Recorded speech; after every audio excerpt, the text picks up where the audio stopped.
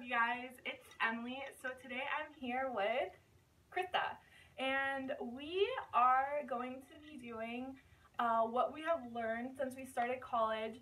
Now, I'm a junior, and Krista's technically, we're not sure. Krista's been in college for like a while because she got her associates. Well, you can tell them. Yeah, so I got my associates, and then I took a year off to teach because I got my associates in early childhood. And then I went back to get my bachelor's because the associate's life just wasn't for me. So I'm technically my 4th year, but when I graduate, I'll be a 5th year senior. So there we go. So we've both been in college for a while. I'm a junior, and we just kind of wanted to let you guys know what we've learned.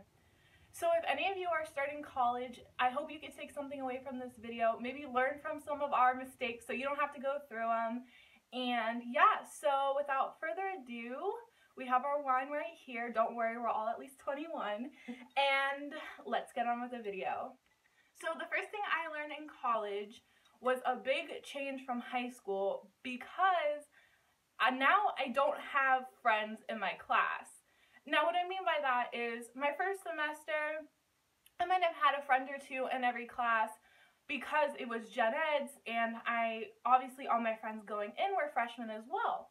So I would have a couple friends in my classes, but once I started to part off in the classes that I needed for my major, that's when I started to notice that I sit by myself in class and I didn't need anybody else in class with me. Like, I know in high school, the first thing you do when you get your schedule is check what friends are in your classes with you. In college, you don't really have that, but that's okay because I'm shy. I was an introvert when I came to college, and I've made so many friends just from my program. And I think it's really important to make friends because they are a support group for you, and they're going through the same classes as you. You have somebody to talk to. I mean, your friends that you've already had obviously are a support group, but these people are actually majoring in what you're majoring in, and so they have a better understanding of you. So I would just wonder who was going to be in the Wendy's or Chick-fil-A or the cafeteria when I was on break. And as I got older and started to be in college more, I stopped even looking for people. I enjoyed the time by myself. I could sit down, do some homework, knock some homework out so I didn't have to do it at home.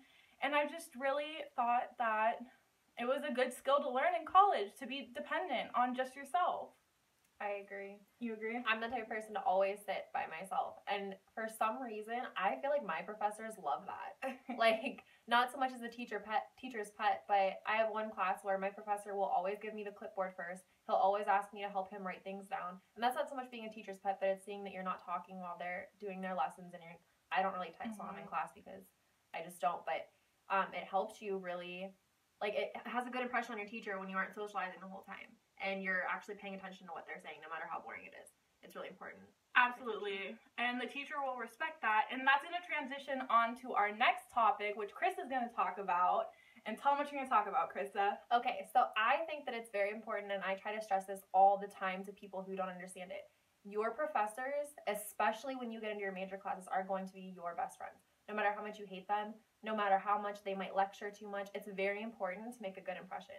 Because in Emily's major and in my major, so I know it's not just for education majors at the college that we go to, actually, they're all in the field. They're working professionals. All of my professors are teachers in schools. All of her professors have social work. They do that stuff during the day. So it's very important that you make good impressions, because if you need to find a job or if you need a letter of recommendation, their names are out there and they can really help you. So no matter how hard they might seem, no matter how tough they're just trying to make you turn into the person that they would like to work with in the future. So that's something that you really have to keep in mind. Yeah, and not only that, but I know I mentioned it in my How to Get A's video, is if they see you working hard and you're paying attention in class and you're not talking and you're just always there, your homework assignments are done on time, you are going to be the first person that they want to help when it comes down to the end of the semester, and they see, wow, she's borderline AV, but you know, she's been to all my classes, and I see her and she's really done all of her work on time. Professors notice that stuff. So that's a great example. So the next topic I'm going to talk about is joining extracurricular activities in college. And now you might be thinking, okay, well, why is that different than high school? I had high school extracurricular activities. Yes, but in college, you could put them on your job resume. So, me and Krista are both in an honor society. And just to give you a little. We're also on the board, I just Oh, want to say. yes, we are on the board of an honor society. And we have this amazing opportunity coming up in 2 weeks. We got our trip to Washington, D.C. for 3 nights, 4 days paid for by the school just because we get good grades and work hard to get the organization, out there, and we run fundraisers and stuff like that. Just because we helped them, look at how they helped us. Like, we get to go on this amazing trip that we would have never got to go on if it wasn't for them. And that's just really what getting involved, and there's so many other things. I just got an email notification just because I'm in this honor society group that I could go study abroad. You got that? Yeah, we got this email that we could go study abroad in China or South Africa. That's what I want to do. Do you? Yeah. That would be sweet. Disclaimer. Disclaimer.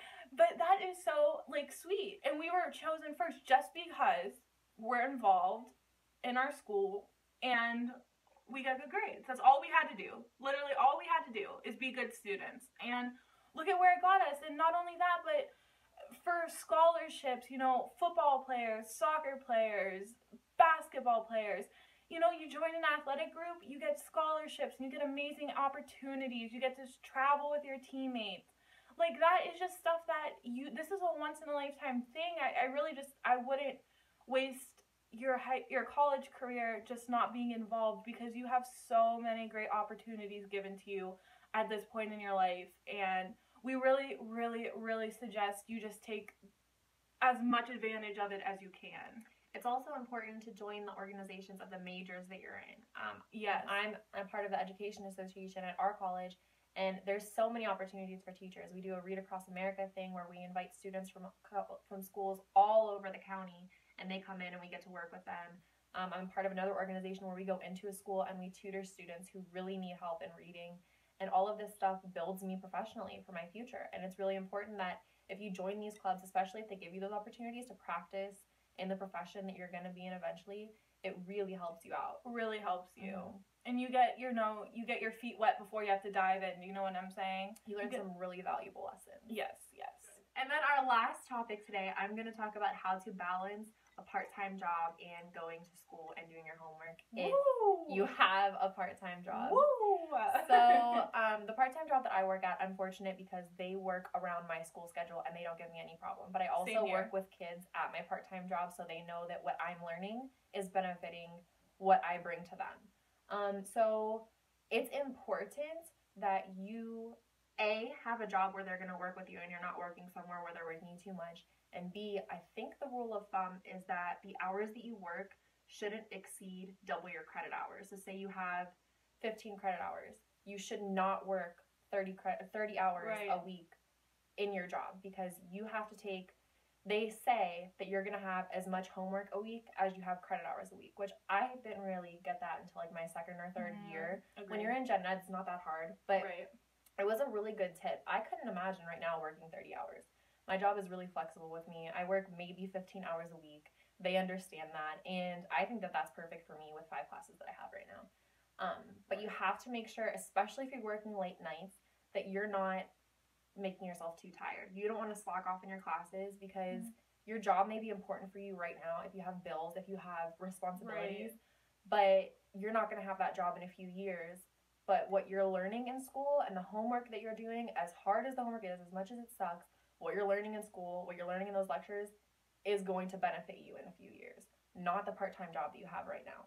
So, right. And to go off of that, I mean, we're not saying for, if you don't have family that's supporting you and you have to work 40 hours, that's an exception, 100%. Yeah. If you have 2 kids and you need to support them, that is a 100% exception. But we're talking for kids like me and Krista, we live with our parents, we go to school here, our parents take care of tuition, we have scholarships.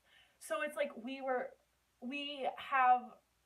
talking to kids with our situation. Yeah. We're not talking to Not adults. not like the crazy situations. Not even so much crazy, but not like the extreme situations where you have no choice but to work 40 hours. But if you have a choice and you can help it, just help yourself in the long run. Yeah, if you were in a situation where you don't have to, then we would suggest, you know. But God bless you if you work 40 hours a week and go to college. Yeah, seriously. More power to you. I couldn't do it. So. I couldn't do it either. That's Respect. so much respect. Yeah. Guys, so I hope you liked me and Krista's video. If you did, make sure to give it a big thumbs up and subscribe to my channel. I'm so thankful for all of you. I woke up this morning and hit 200 subscribers. 200. I thought when I first started that I'd be lucky to even have 6 people watching me. So I am so thankful for all of you. So don't forget to subscribe so I could see you next time. And until then, I love you guys so much. And bye. Oh. And don't you stop the music, get into it, won't you dance with me? Find a place and lose it, you can do it, won't you dance with me?